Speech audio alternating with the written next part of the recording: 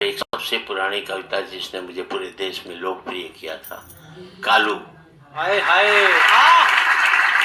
आज से 40 साल पुरानी कविता। कालू।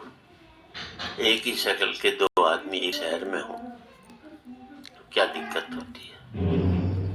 म्हारी दिल्ली में म्हारी तो है, म्हारी दिल्ली, म्हारी मुंबई, म्हारो महाराष्ट्र, हमारा भारत कोई नहीं बोलता। क्या कहना। म्हारी दिल्ली में कालू नाम को एक छोरो रवे है। यह ईश्वर पिछले कई जन्मा की दुश्मनी मेरे से चुकाती। कालू की शकल सूरत मेरी जैसी बनाती। कालू मेरे मोहल्ले में आवे और मोहल्ला की चोरियां ने छेड़ करके भाग जावे। और वे चोरियां यह सोच कर कि मैं छेड़ू हूँ, मैंने पुलिस थाने में रोज पिटवाऊंगा।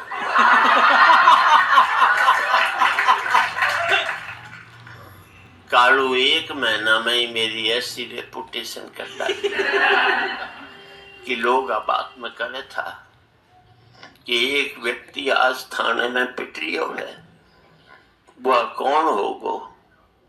दूसरों कहे तो शर्त लगा ले सुरेंद्र शर्मा ही होगो।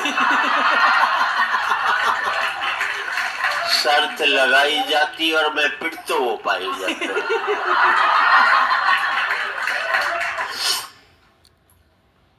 मैं सोची कालू से बदलो चुकाना चाहिए,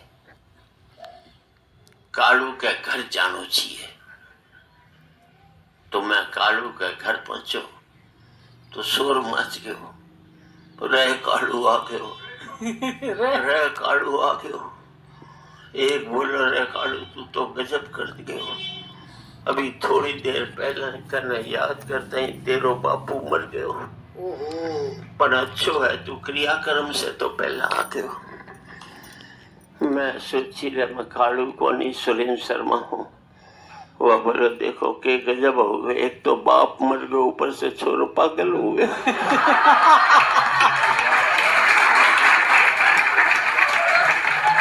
सो भाइयों मैंने जबरदस्ती पीट पीट कर बुलाए गए, मेरो सर मुंडवाए गए और मेरे से क्रियाक्रम का सारा काम कराया। और मैं कहते रहो मैं सुरेंद्र शर्मा हूँ, या सुन करके मैंने पागल खाने में भी बर्तारी कर आया। मैं उनसे कही मैं सुरेंद्र शर्मा हूँ, कालू को नहीं। पागल खाने का ऑफिसर बोलो जी मारा आयो भाग्य जो थारा दर्शन हो पाया। अरे पागल खाना में 2/3 आदमी तो थारी कविताएं सुन कर आया।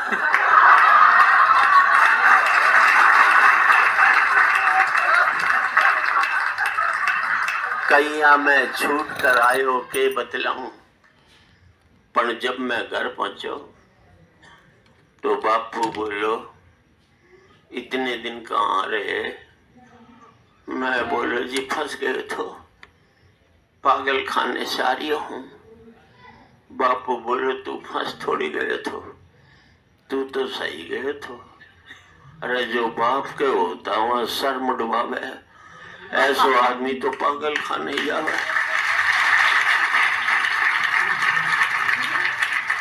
तेरो इलाज करना चाहिए तो कल कई दिनों तक पागल खाना में रियो हा, तने घर में भी पागल खाने को वातावरण मिलना चाहिए। तो सोचो हूँ तेरो ब्याह करना चाहिए। ब्याह हो के बतलाऊं कि अब मैं कालू के मोहल्ले में यह सोच कर को नहीं जाऊं कि कालू तो मर जावे और फूको मैं जाऊं। बहुत अच्छी। डाकुओं के खेमे में कवि सम्मेलन। एक रोज की बात बताऊं, सुबह उठता ही मेरी घराड़ी मेरे हाथ में लिफाफो थमायो। लिफाफा को पत्र पढ़ो तो माथो घूम गयो। मैं लिखो थो शनिवार ने डाकुआ के खेमा में कवि सम्मेलन है। थाने हर हालत में आनो पड़ेगा, और जैसे नहीं आया तो थारी घराड़ी को अपहरण हो जाएगा। पेमेंट थे जितनो चाहोगा उतनो ही मिलेगा, पर थारी कविता में गांधी, विनोबा और जयप्रकाश जैसा शब्दों को प्रयोग को नहीं होगा, क्योंकि इन्होंने उनसे आत्म। मैं घराड़ी से बोलो तू रोआ मन्ना, मैं बिल्कुल ही नहीं जाऊंगा। तो वह बोली, मैं वास्ते थोड़ी रहूं कि वह थाने बुला रही है। मैं तो यूं रहूं कि अगर थे नहीं गया तो मैंने ले जा रही।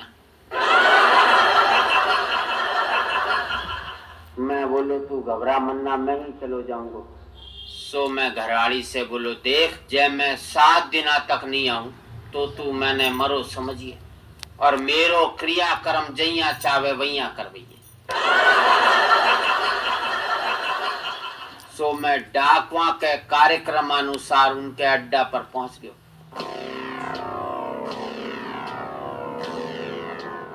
अड्डा पर पहले से ही बैठा कई कवि सुपक्रिया था। कवि सम्मेलन शुरू करने से पहले डाकवा को सरदार कवि सम्मेलन को संचालन करने लगो, और यूं बोलो कि अब थारे सामने वीरस को कवि आवेगो। तो सब डाकू यूं समझा कि एक मोटो सो कवि यो शैल चतुर्वेदी आवे, पर एक मरो गिरो सो 20 किलो को वीरस को कवि आयो, और आता ही यूं चिल्लायो कि मारे गर्जने से दुश्मन बेहोश हो जावे, उनके तोपा की आवाज भी दब जावे, अरे धरती तो के आकाश कांप जावे। तो एक डाकू बोलो, तू खुद क्यों कांप रही हो?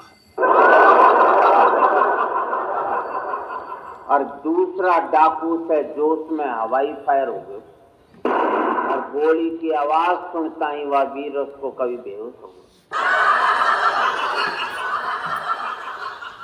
डाकवा को सरदार बोलो, ऐ वीरस का कवि ने जड़ी बूटी खिला करके होश में लाओ।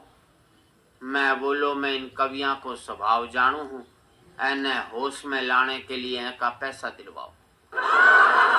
तो अइया फिर डाकू को सरदार फिर बोलो कि अब थाने हासरस को कवि हंसावेगो, दिल्ली को सुरेंद्र शर्मा आवेगो। तो एक डाकू बोलो, ऐने तो देखा ही हंसी आवे यो के हंसावेगो।